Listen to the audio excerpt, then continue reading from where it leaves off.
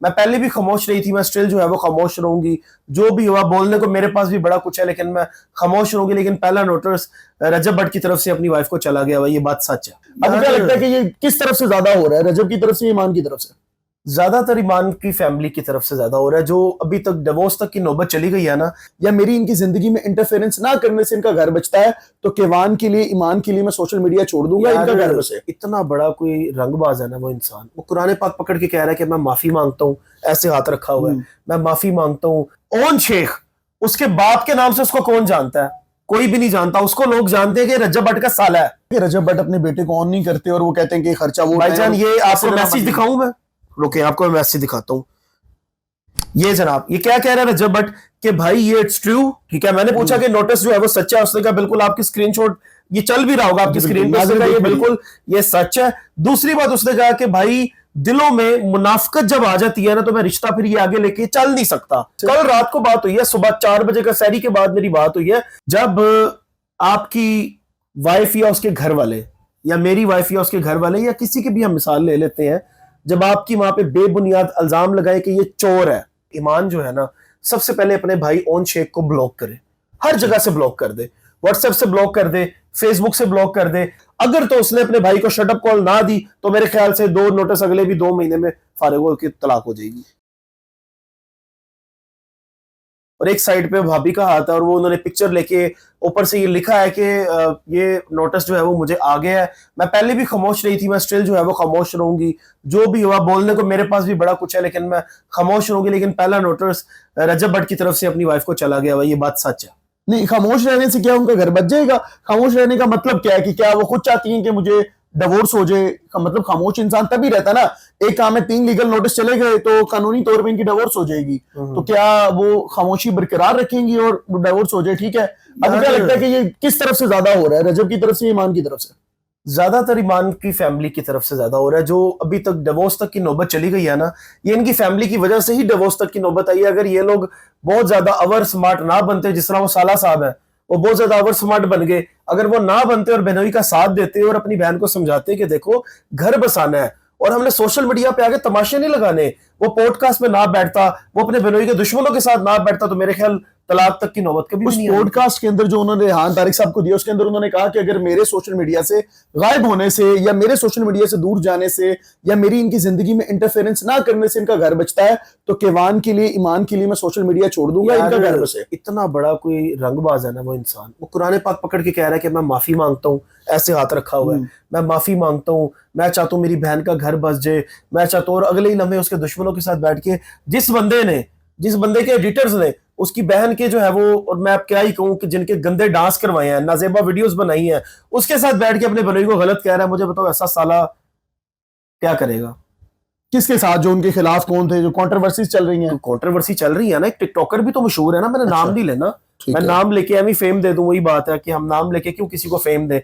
जो लोगों की किरदार कशी करते हैं, उनके फेक मुजरे बना के, उनकी एआई से जो है वीडियोस बना के लोगों की कभी टिंडे कर देते हैं, कभी लोगों को नंगा नाच जो है वो नचवाते हैं, औरतों की जो है वो नाजेबा वीडियोस बना के उनकी किरदार कशी करते हैं। उसके साथ रजब भट्ट का साला बैठ के कह रहा है कि भाई मैं माफी मांगता हूं और मेरी बहन का घर बस जाए।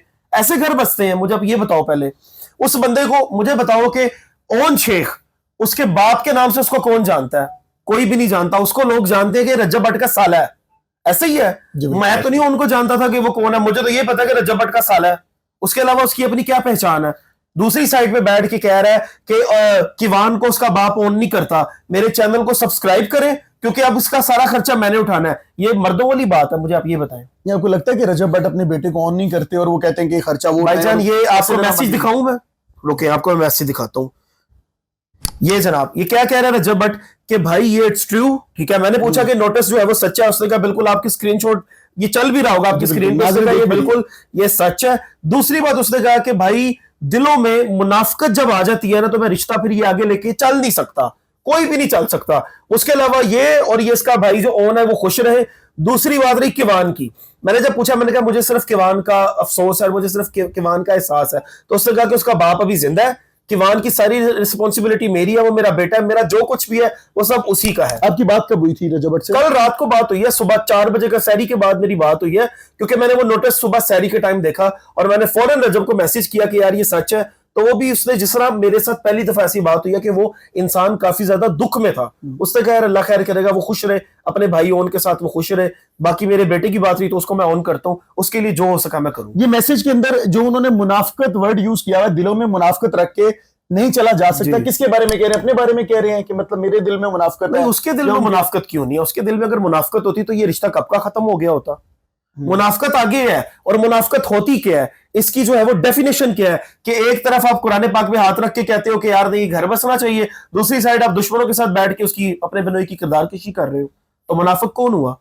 अच्छा, इस बीच में ऐसा भी तो हुआ था कि रजब भट्ट पे एक एलिगेशन ये भी था, बल्कि वो उन्होंने उस चीज को मान भी लिया था कि एक टिकटॉकर लड़की थी कोई, उसके साथ इनका एक अफेयर भी था कि इन्होंने अपनी वाइफ को चीट किया था, तो वो भी तो बीच में एक एलिमेंट आ गया ना यार। देखिए एक्स्ट्रा मैरिटल अफेयर इसको कहते हैं, ठीक है। अगर उससे वो गलती हुई है, जो कि उसने कहा कि ठीक है जी मुझसे गलतियां सबसे होती हैं, देखिए इंसान है ना, शैतान आपको बहका देता, गलती हो जाती है, लेकिन उसके बाद बकायदा देखिए अगर माजरत उसने ना की होती और अगर उसकी वाइफ ने उसको माफ ना किया होता तो मैं कहता यार रजब भट्ट बिल्कुल स्टिल अभी तक गलत है। लेकिन जब उसकी वाइफ ने माजरत कर उसकी एक्सेप्ट की कि हाँ भाई ठीक है जो भी हुआ दोबारा से जो है वो ऐसा कुछ ना हो, माजरत एक्सेप्ट हो गई, साले जी ने आईफोन 70 प्रो मैक्स भी ले लिया, ठीक है, आईफोन 8-8 लाख रुपए के आईफोन भी ले लिए, गिफ्ट भी मिल गया, सब कुछ ठीक हो गया, उसके बाद फिर मुनाफिकत पे उतर है।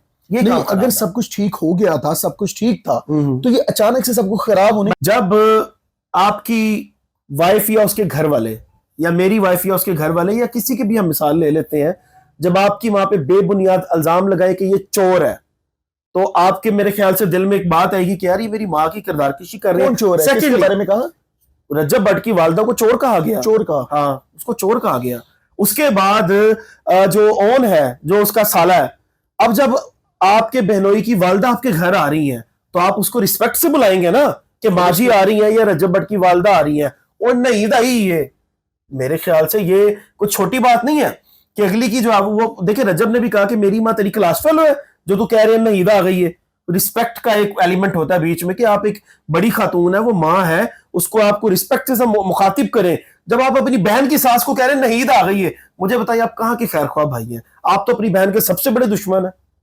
अच्छा, इस दौरान मुझे आप ये बताएं कि चले उनके भाई का एक नेगेटिव रोल हो गया इस सब में जो आपने बताया, जबकि उन्होंने कुरान पे हाथ भी रखा, पॉडकास्ट में भी कहा उन्होंने कि मैं स्किप करता हूं, मैं इस सब मामला से निकल जाऊंगा, मेरी बहन का घर बसता है। तो लेकिन मुझे बताएं कि अगर एक लड़की, एक खातून अपना घर बसाना चाहे तो उसके लिए कितनी मुश्किल है। वो पहला नोटिस लेके अगर वो एक इंस्टाग्राम पे स्टोरी लगा रही है कि मैं स्टिल खामोश हूं और मैं खामोश रहूंगी, तो इस तरह तो उनको 3 नोटिस मिल जाएंगे, डिवोर्स हो जाएगी। अगर आपको क्या लगता है कि अगर वो घर बसाना चाहती थी तो वो चुप करके अगर घर आ जाती है अपने और कहती कि भाई मैं आ गई हूँ, ये तुम्हारा बेटा है, मैंने इधर ही रहना, मेरा ये हकीकी घर है, ऐसा करती ना? ऐसा क्यों नहीं किया? ऐसा ही करना चाहिए था जब नोटिस मिला। नोटिस से पहले भी यार, अगर आपको क्या लगता है कि अगर रजब भट्ट का बेटा उठा के वो जाके दरवाजे पे खड़ी हो जाती हैं और दरवाजे की वो बेल देती हैं, अंदर से कोई आता है कि जी भाभी आई है, बेटा आया, तो क्या वो उनको वेलकम ना करते कि आओ भाई अंदर घर, आप हमारी इज्जत हो, हमारा खून आपके हाथ में है, तो आप अंदर आओ। लेकिन इसके अंदर एक और सवाल भी जन्म लेता है। ये हमारे कमेंट्स में लोग कहते हैं कि जब से इनकी शादी हुई है उसके बाद ये दोस्तों के साथ तो बड़े रोड ट्रिप्स पे गए हैं,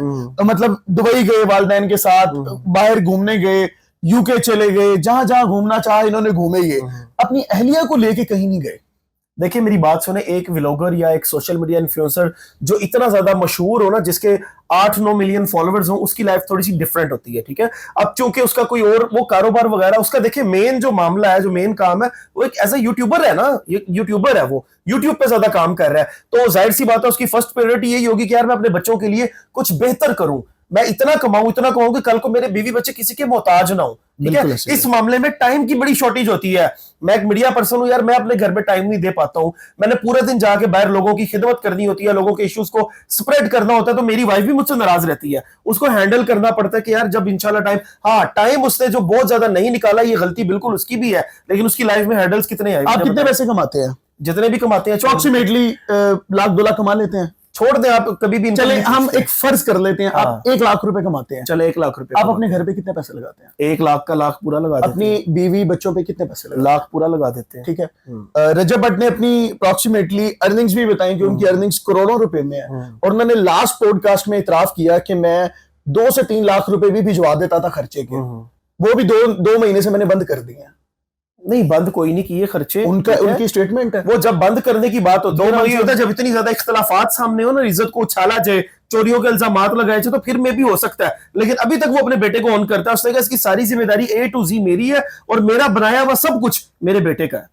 वो इस चीज का इतराफ कर रहे हैं कि मेरे दोस्त कुछ मिलने के लिए गए मुंह दिखाई के लिए, तो मेरे बच्चे के लिए उन्होंने 20-20, 25-25 लाख रुपए दिए। और उसके बाद जब मैंने देखा कि उनकी फैमिली, उनके घर वाले उन पैसों को यूटिलाइज कर रहे हैं, मैंने पैसे देना बंद कर दिया। तो देखे ना, करोड़ों रुपया तो ऑलरेडी चला गया उसके पास। और देखिए एक खामद है ना, एक बाप है, देखिए मामला हो जाते हैं। पैसे देना ना देना बड़ी बात नहीं है यार, कि खर्चा लाखों रुपया नहीं दिया, 50,000 नहीं दिया। मेन मुद्दा इस टाइम है कि उनका घर खराब होने की तरफ है। ये लाख 2 लाख की तो बात ही नहीं है। मेन इख्तलाफात जो है ना वो ये है कि रिस्पेक्ट नहीं की जाती, अना रखी जाती है रिश्ते में। तो इधर रजब भी तो एक पॉजिटिव रोल अदा कर सकते थे। क्या पॉजिटिव और क्या पॉजिटिव रोल अदा करे भाईजान? अपनी गर्दन काट के हाथ में रख के सामने जाके खड़ा हो जाए। उसने तो घर बचाने की लास्ट मोमेंट तो कोशिश किया। भाई एक औरत को क्या चाहिए होता है? अच्छा खामन, अच्छा घर, गाड़ी भी बीच में लगा लो। आजकल की जो ख्वातीन है जी, गाड़ी भी होनी चाहिए, पैसा खुला होना चाहिए, शॉपिंग मेरी अच्छी होनी चाहिए, मैं अच्छा खाऊं पीऊं, ऐशो आराम की जिंदगी गुजारूं, मुझे एक पोर्शन पूरा मिलना चाहिए। इससे बढ़ के औरत की क्या ख्वाहिश होती है? अच्छा, आपको क्या लगता है कि अब कोई बेहतरी की सूरत बन सकती है? क्योंकि एक नोटिस है, अभी टाइम पड़ा हुआ है, ये पैचअप, ये घर बच सकेगा। क्योंकि सोशल मीडिया पे इस वक्त अब खुलेआम चल रहा है। नोटिस के बाद लोगों ने बोलना शुरू कर दिया है, इख्तलाफात बढ़ेंगे क्योंकि वहां से भी ये बातें होंगी, यहाँ से बातें होंगी। देखिए आपको क्या लगता है कि लास्ट में क्या होगा? लास्ट बात करूंगा, इसके बाद मैं कुछ भी नहीं कहूंगा। लास्ट बात यह है कि ईमान जो है ना, सबसे पहले अपने भाई ओन शेख को ब्लॉक करे, हर जगह से ब्लॉक कर दे। व्हाट्सएप से ब्लॉक कर दे, फेसबुक से ब्लॉक कर दे, इंस्टाग्राम से ब्लॉक कर दे, और उसको ऐसी शटअप कॉल दे कि तुम ही सबसे बड़े मेरे दुश्मन हो। आज के बाद अपनी शक्ल भी ना दिखाना। पहली बात होगी। अपनी वालदा से कहे कि मैं अपना घर बसाना चाहती हूँ, आप मेरी माँ है, मैं तलाके लेके जो है वो आपके सर पे नहीं बैठना चाहती, मैं अपने भाई की बीवी से कल को बेइज्जत नहीं होना चाहती, मैं अपनी इज्जत से जाके अपने खामद के साथ रहना चाहती हूँ, जिसके साये में मेरा बेटा परवान चढ़े। उसके आप भी मुझे कोई गलत मशवरा ना दे। आप मेरा घर बसाना चाहती हैं, मेरे साथ चलें, मेरे साथ चल के मुझे उनके हैंडओवर करें, मैं अपने घर जाना चाहती हूँ। अगर वालदा नहीं मानती तो खुद चुप करके उबर करवाए, उबर करवा के घर पहुंचे, जाके उनसे माफी मांगे, पांव पकड़ ले आंटी के जाके, अपने खामन से कहे कि मुझसे जो गलतियां हुई उसकी मैं आपसे माजरत करती हूँ, मैं आपकी इज्जत हूं, मैं आपकी बीवी हूं, मैं आपके घर पे ही रहना चाहती हूँ। फिर मेरे ख्याल से इसका घर बच सकता है। अगर तो उसने अपने भाई को शटअप कॉल ना दी तो मेरे ख्याल से 2 नोटिस अगले भी 2 महीने में फारिग होकर तलाक हो जाएगी। नाज़रीन, आप क्या कहते हैं? कमेंट सेक्शन में अपनी कीमती राय से जरूर आगाह कीजिएगा। ये घर बचना चाहिए।